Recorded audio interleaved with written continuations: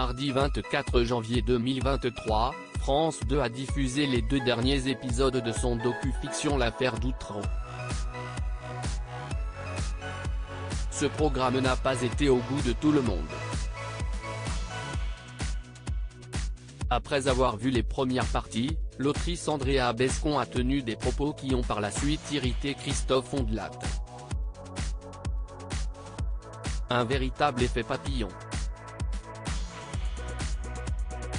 En France aujourd'hui, en 2023, on n'a pas besoin de faire cette immense rétrospective autour de l'affaire d'Outreau. Andrea Bescond est catégorique. Mardi 17 janvier 2023, l'autrice du livre Les Chatouilles s'est rendue sur le plateau de l'invité sur TV5 Monde. Face à Patrick Simonin, elle a fait part de son désarroi suite à la diffusion de l'affaire d'Outreau, un docu-fiction en 4 parties sur le scandale pédophile et judiciaire qui a secoué le début des années 2000. Je crois que l'angle est mauvais, a-t-elle précisé. Si c'est sur l'angle d'un fiasco judiciaire et sur les mensonges prodigués par des enfants, je ne pense pas que « la série », note de la rédaction, soit salutaire.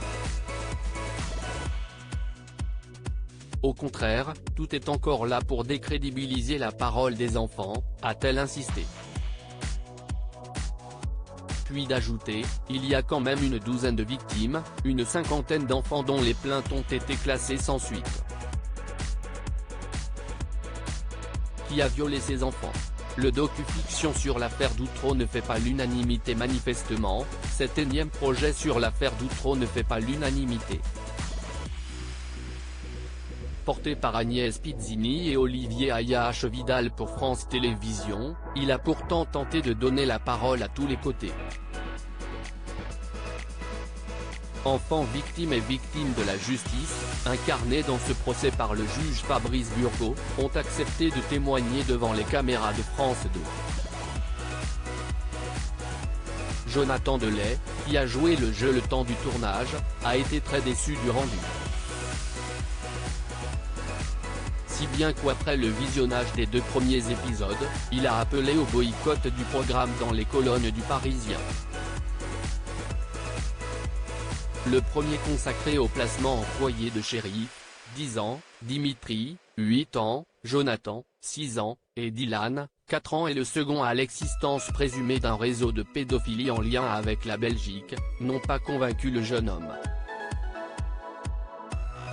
Il a pointé du doigt un documentaire qui fait preuve d'une totale partialité en faveur des acquittés, tout en méprisant la parole des enfants, dont 12 d'entre eux ont été reconnus comme victimes d'abus sexuels. Un constat partagé par Andrea Bescond. Christophe Ondelat, les autres sont innocents et les enfants ont menti. Mais si Jonathan Delay et la Andrea Bescond semblent partager le même avis, le son de cloche est tout autre du côté de Christophe Ondelat. Le présentateur de radio, qui est aux commandes d'Ondelat raconte, a une vision différente des choses. Sur Twitter, mardi 24 janvier 2023, il a réagi aux propos tenus par Andrea Bescond sur TV5 Monde. Révisionnisme judiciaire hallucinant, s'est-il exclamé après avoir vu l'extrait vidéo dans lequel l'autrice partage son point de vue. 4 personnes ont violé les enfants. Les autres sont innocents et les enfants ont menti, ajoute-t-il. Avant de conclure son propos par « Jonathan Delay le raconte très bien dans cette formidable série ». Pour rappel, le 30 janvier 2008, Christophe Ondelat était revenu de manière exhaustive sur l'affaire d'Outreau dans un épisode de Faites entrer l'accusé intitulé Le juge et la menteuse. Un reportage qui, comme le documentaire de France 2, s'intéresse principalement aux acquittés, avec en fil rouge le portrait psychologique de Myriam Badaoui. Révisionnisme judiciaire hallucinant. 4 personnes ont violé les enfants. Les autres sont innocents et les enfants ont menti. Jonathan Delay le raconte très bien dans cette formidable série.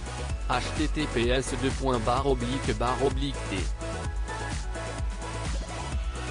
Co7M5 Lim 7V4W, ondelat@ondelat, January 24, 2023. À lire aussi l'affaire d'Outreau, France 2, les acteurs de la série sont-ils les vrais protagonistes de ce scandale judiciaire ?